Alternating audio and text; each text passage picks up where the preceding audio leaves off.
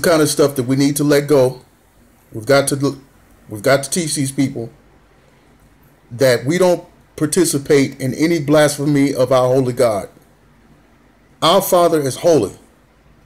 And here we have Ricky Dillard in his Joker outfit blaspheming God right in our faces and misrepresenting Jesus Christ before the world on BET.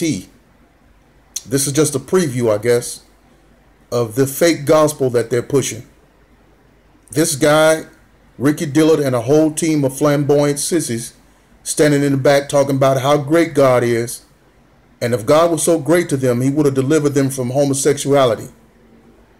God is great to us.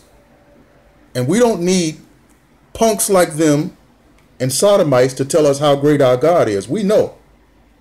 They need to know.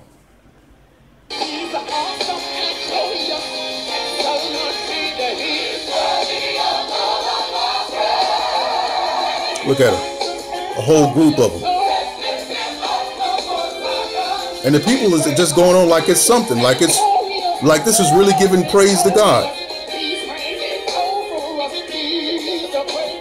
What is he, the Joker? Look at the women there. You can't tell me this guy don't have some kind of problems. My God.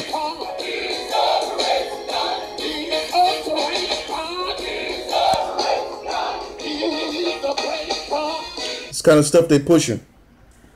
This is the stuff that we need to tell people not to participate in anymore. And if we know these are the last days, well, then why are we letting these people push this sissy stuff and punk sodomite stuff on us?